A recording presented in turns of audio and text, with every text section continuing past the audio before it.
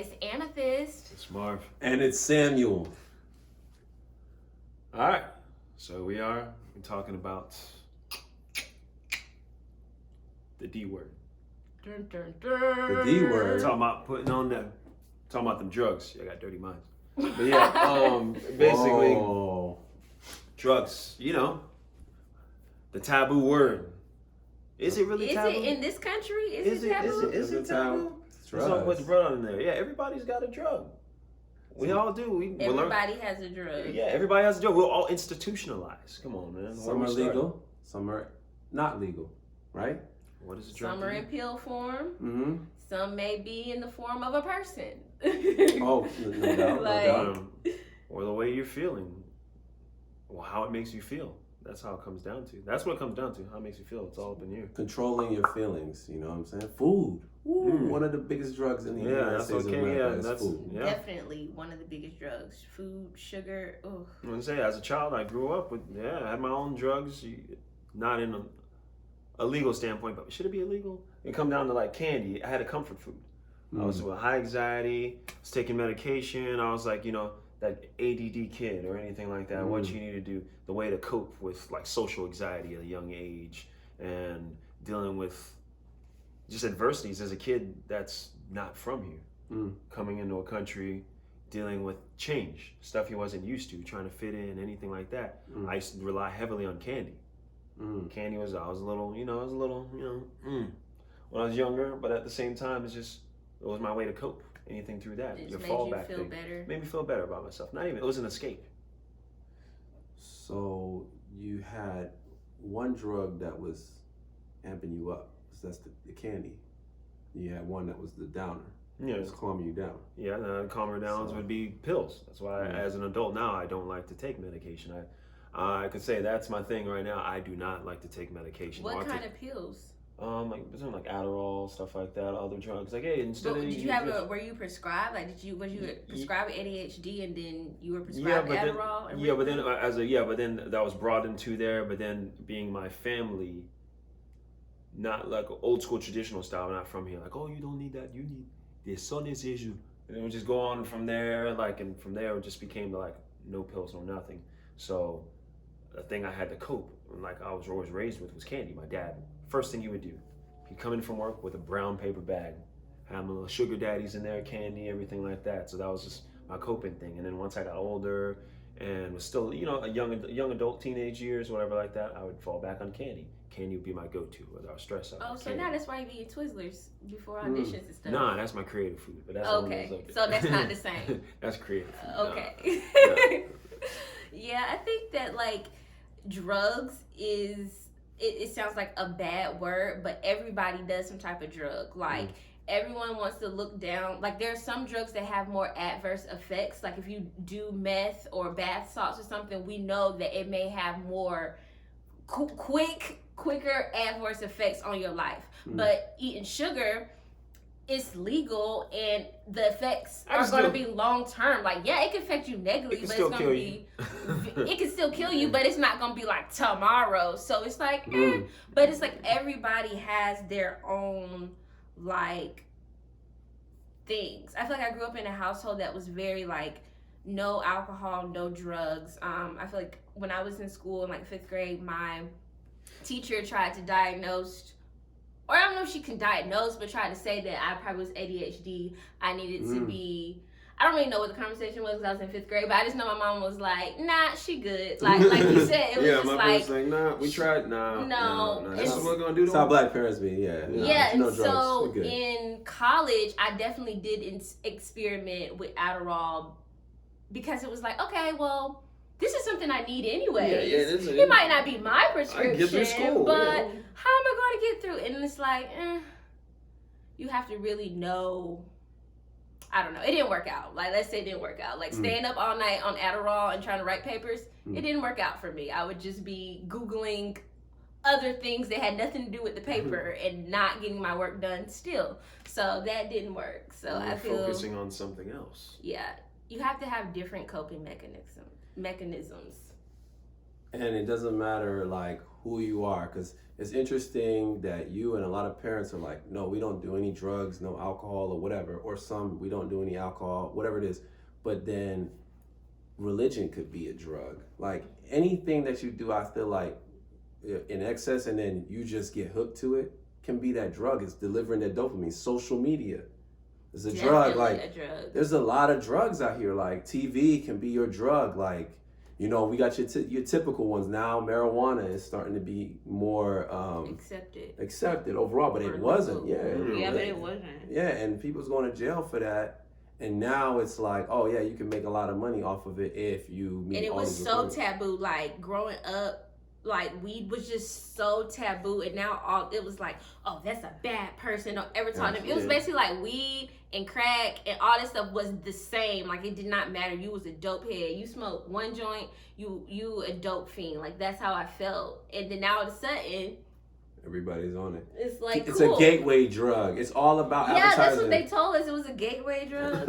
I thought I failed the dare line. Remember the dare line? I'd be like, I thought I put him down. He's a line, right? At the dare shirt. Was it? Line? Yeah. Oh, yeah. I used to let him down, man. It was a lion, man. He was a lion stone king. You know, but at the same time, it made you think, like, you know, that's how it's institutionalized. Hey, whatever like that, I do the right thing. This is the way I do it. Don't succumb to peer pressure. And then nowadays, you're like, you know, teenager in college, and you just in the middle of your feels, and, you know, under the influence, you're like, man, we really let that dude down. But at the same time, I don't know. I was just trying to be funny, but on a real institutional aspect, it's been institutionalized. This is what's good. This is what's bad. But what changes between good and bad? Is it what's socially acceptable or how it makes you feel? At the end of the day, if you take an outside look.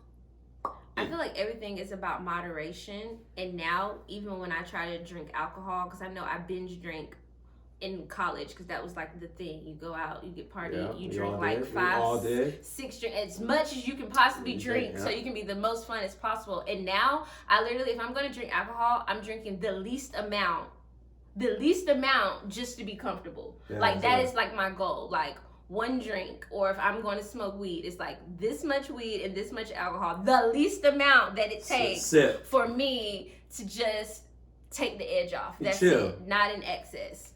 And you know, everybody got their opinion, but that's how I feel like with drugs. And I know other people may have prescription like Xanax or something like that, but I'm not privileged to have good enough health care to cover me going to see a therapist to get, like, it's not covered. I called. They were like, it's not covered.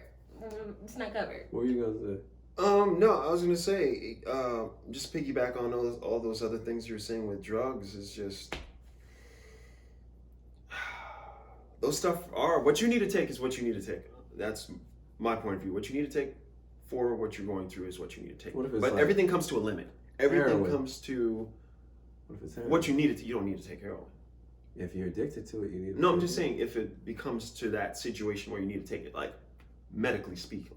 Medically speaking, if you have pain, if you're like in a lot of pain, and now you can't afford the pain medicines that are so expensive, and then now you're on heroin. That seems like that's real. That's not happened to me, but I feel like a lot of stories. But scientifically, those stuff don't take care or they might cope with the issue. But anything like that, heroin or anything like that, there's no medical profound like research that on shows the schedule of drugs. It's not on there. So it doesn't really take away pain. It just it's making other problems for you. You're saying that if it's not going to kill you, you're saying like if you have something like, for instance, asthma, and you have like if you don't take it, it's gonna kill you. Is that what you're saying? Like those are the ones medically? Like if you got hit by a car and you got severe back pain, oxycodone, hydrocodone, heroin, it doesn't make the pain go away. Yeah, but it has other adverse effects, more extreme. I'm not saying that you should do heroin. I don't want to do heroin. I'm just saying I thought that it was a pain. Oh no, I'm talking about overall. No, heck no. Oh. Yeah, no, it comes out of a plant, but yeah, it could. You know, there's effects it does to the body, but to take away the pain, it's doing other stuff to you. So that's right, not good versus a hydrocodone or oxy or anything like that. But those are prescriptions, right? Mm-hmm. That's what I'm saying. Like, prescriptions cost money. Yeah. And everybody doesn't have access to that. Oh. I'm not saying that you should do heroin. I'm just saying, like, but, I don't know. I know what you mean, but anyway, that's a whole nother subject. But I do want to touch on this because right now, when it comes to hip hop and rap, and I think famous rapper Meek Mills talked about this with Charlemagne, is that there's a lot of young people that are self-medicating, right?